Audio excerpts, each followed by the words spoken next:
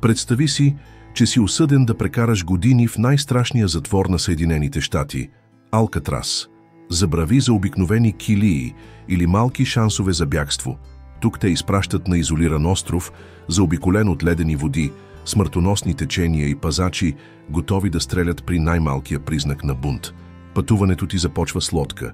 С белезници наблюдаваш как силуетът на острова расте на хоризонта.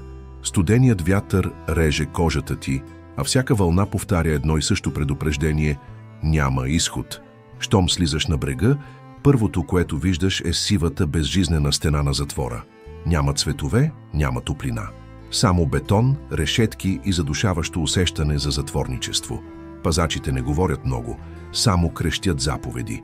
Блъскат те навътре и чуваш металното ехо на железните врати, които се затварят зад гърба ти. Звукът сякаш забива пирон в ума ти. От тук няма излизане. Килията ти е малко над 2 на 3 метра. Желязно легло, тънък дюшек, тоалетна и метална мивка. Това е твоят дом. Няма уединение, няма удобства. Само тясно, студено и безлично пространство. През нощта вятърът от залива прониква през процепите и те кара да трепериш.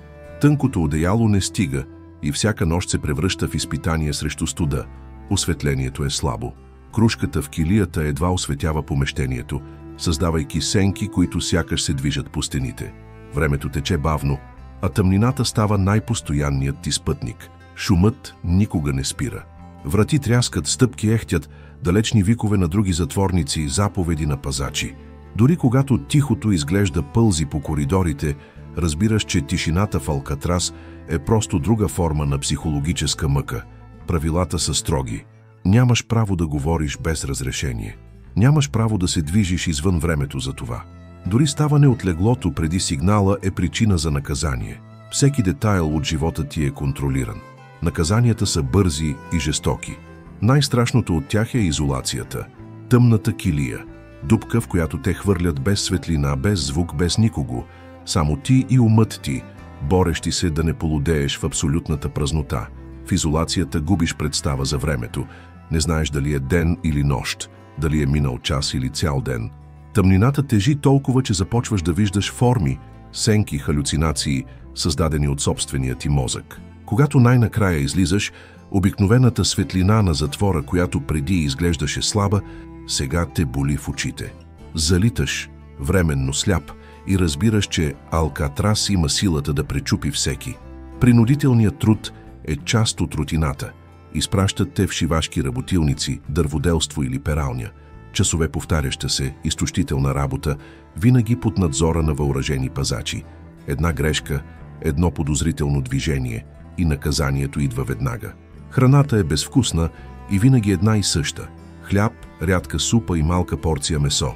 Тя не е за удоволствие, а за да те държи жив. Яденето се превръща в механичен навик, без никакво удоволствие. В редките моменти на отдих те водят на двора, но не мисли за свобода. Това е просто пространство, обградено от високи стени, където небето изглежда твърде далечно. Жестоко напомняне за онова, което никога повече няма да имаш. Разговорите с други затворници са опасни. Мнозина са жестоки престъпници, убийци и известни гангстери. Никога не знаеш кой е на твоя страна и кой ще те предаде при първа възможност. Страхът от нападение е постоянен. Една грешна размяна на погледи, една дума на място и може да се окажеш с импровизиран нож, опрян в гърлото ти. Пазачите също не щадят. Мнозина гледат на затворниците като на човешки буклук. Физическото и психологическо насилие е обичайно. Унижаващи думи, побутвания, заплахи, всичко, за да ти напомнят, че не си никой. През нощта, когато се опитваш да спиш, кошмарите те завладяват.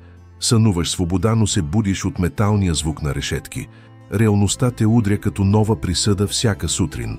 Още по-ужасна е близостта до Сан-Франциско.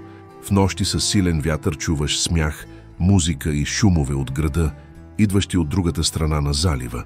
Свободата е на няколко километра, но изглежда сякаш е на друг свят. Тази близост е една от най-големите мъки на Алкатрас.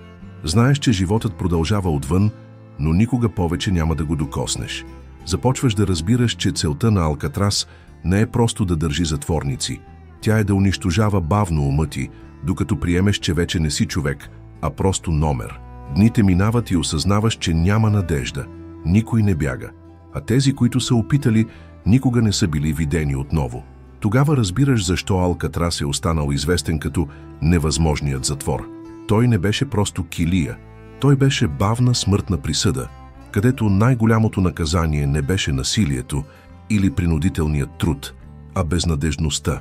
Митът за бягството е една от мислите, които най-много те преследват. Чуваш слухове за затворници, опитали се да прекосят ледените води на залива.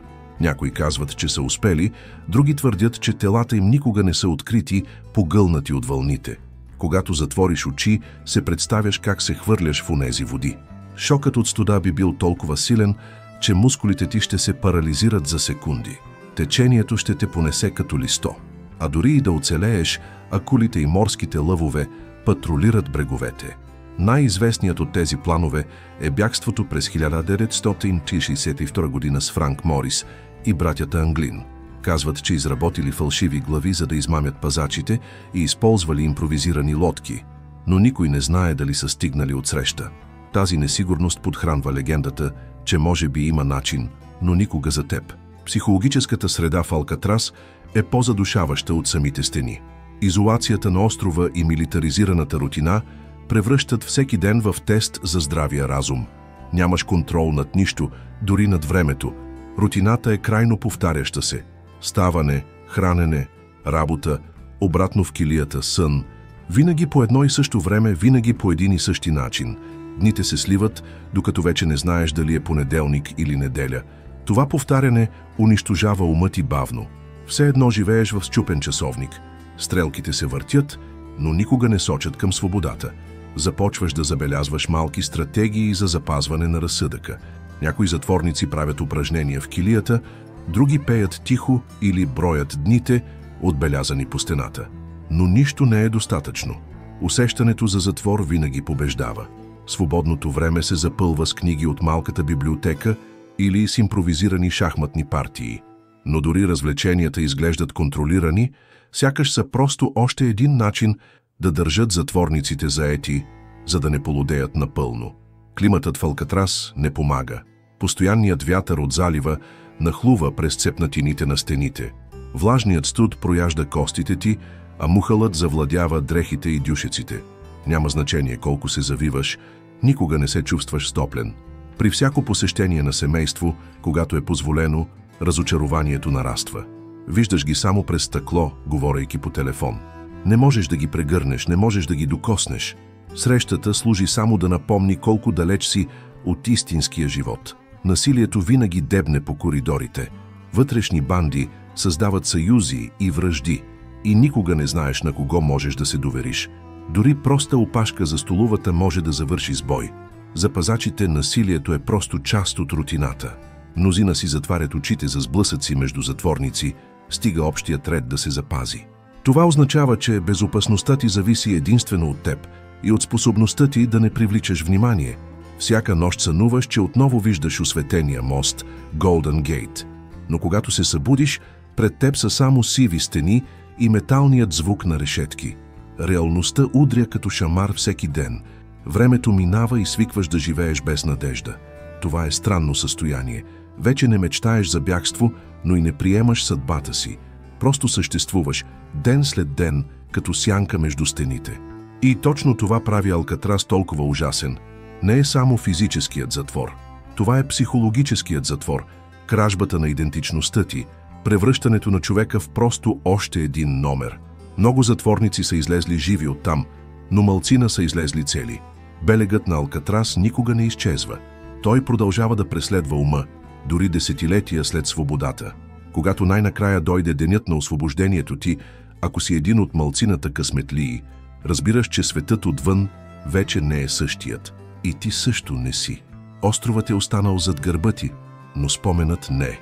Трясъкът на решетките, вятърът от залива, нощните викове, всичко остава в теб като невидими белези. Когато вървиш из града, усещаш колко е трудно отново да се слееш с обикновените хора. Те не могат да си представят какво е да живееш обграден от вода и стени, които убиват надеждата всеки ден. В дъното си разбираш, Алкатрас никога не е бил просто затвор. Той беше жесток експеримент за превръщане на хората в сенки.